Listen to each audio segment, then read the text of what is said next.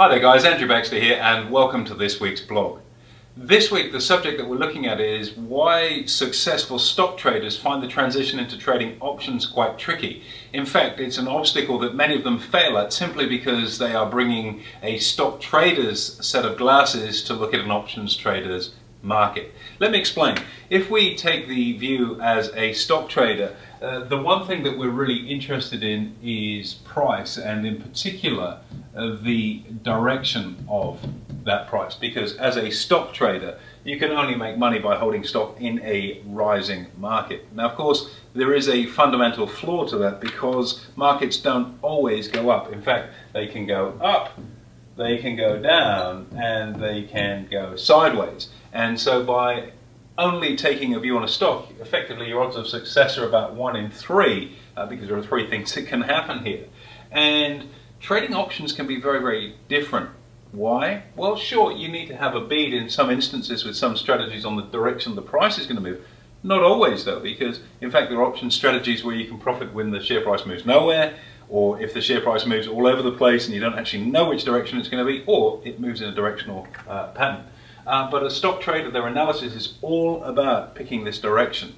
But somebody that's trading options will be adding into this a couple of other elements to consider, and a second dimension to consider is that of time.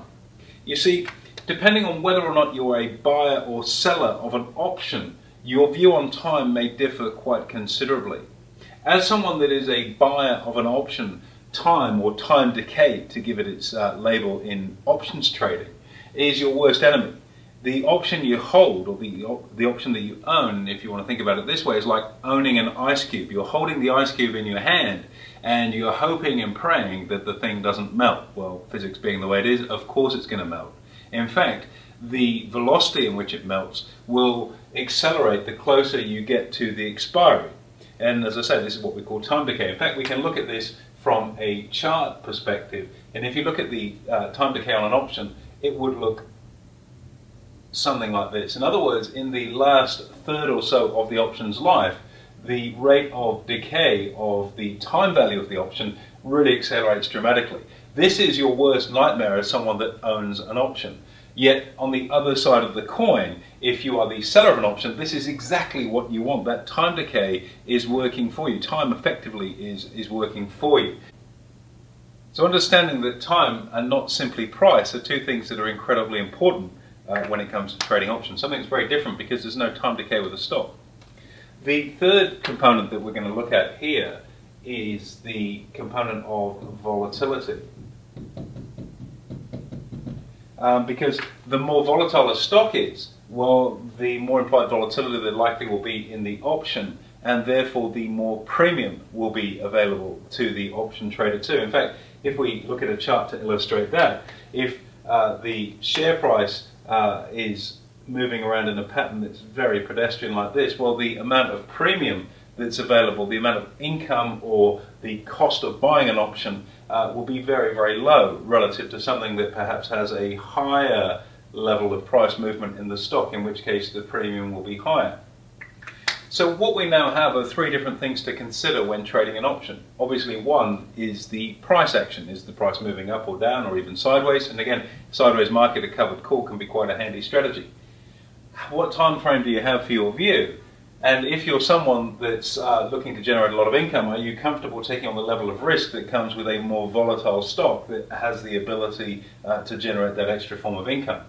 Now you can see that's a very different sort of axis than someone that's just simply looking at trading stock, where they're looking at getting the direction, and that's the only thing that they have to include in their trading plan. So understanding these 3 factors is absolutely critical if you want to be successful at trading options. And the way that you view these factors will depend massively on whether you are a buyer or whether you are a seller of an option. Again, if you're the buyer of an option, time decay, this is your worst nightmare. Equally, if you're a buyer of an option, volatility is something to take into consideration too, because if you're buying an option in a low volatility environment, it's going to be a fairly cheap option to purchase. But if that volatility environment becomes more volatile, the value of that option will increase. So understanding a rising volatility may be very, very handy for someone that's an options buyer. Not so good for an option seller. If you sold your options during times of low volatility, you received a small income. That option will have increased in value based on volatility increasing with the price moving around. So again, buyer, seller, totally different kettle of fish in terms of the perspective on what's important or the movement in these different elements. So if you're a seller of an option, having a high volatility environment where you're expecting volatility to come down is quite likely to be a good thing for you, because the option you sold at this price will be worth this as volatility drops. Equally, as the option moves closer to expiry, the option that you sold for this will be worth much less. It'll be worth this as you get closer to expiry. So the way that these three factors come together are driven almost entirely by whether you're a buyer or seller. Question then is, well, what about if you're trading a credit or debit spread and you're both a buyer and a seller of an option in the same strategy? And this is why being educated very specifically on the mechanics of understanding options pricing and how options behave is extremely important if you want to be successful at trading options. Over the years, over 2 decades now, I've seen many people dip a toe into the market and think, we'll give options a go. This is not an area just simply to give a go. You need a very clear options trading education and course if you want to be successful at this, because the skills to trade options are very different from simply playing the two-dimensional game of trading stocks. And sadly, this is where so many stock investors come undone. You see, the decision to buy the stock is almost immaterial in the outcome of the trade. Two areas that are just, if not more important than deciding on what stock, is firstly the risk management on that, and secondly the strategy that you're going to use around that stock.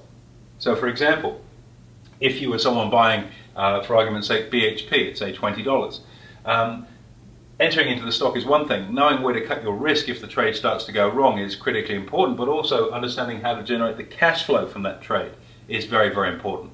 So if you're just holding the stock for dividend and you get a 20-cent dividend, for argument's sake, versus a 70 or 80-cent income from the option, the returns are very different. The same stock, the same time frame, different risk parameters, and of course a different trading outcome. And I cannot stress how important it is to get educated on this. And it comes back to the old adage. A lot of people say, well, I don't really want to buy a course because a course is going to cost money. I can guarantee if you go into the market and try and trade these strategies without being trained, you will lose a lot of money, far more most likely than what it would cost to do a professional course on how to trade options successfully. We'd love to work with you on that. If you need some coach guiding, mentoring, or just education on how to trade options profitably, make sure you follow what we do here, subscribe to the channel, and click in to ask for more information, and we'd love to be able to guide you through this, because once you understand that these three paradigms are here, and they influence the outcome of the trade more than just simply what the price is doing. And don't get me wrong, price is still important because your option may be in, out, or out of the money as a result of the price move. But you need to see these three things together if you want to be successful. It's something that's very new for most stock traders, and they may have perhaps heard of this stuff, but how to actually utilize it for profit, that's a core skill that professional options traders have. Let us get you trained up so you make sure that you've got the right skill set to get stuck in, and we wish you all the very best in the marketplace. Play the market in 3D, not 2D, so that you're playing chess instead of checkers. As a consequence, you've got more opportunity for profit and far more control of the outcome from your trading. Hey there guys, I hope you enjoyed the video. Make sure you subscribe to this channel so you can continue to access real-time information that will help you become a more profitable trader. Hit the subscribe button now, and I look forward to seeing you next time.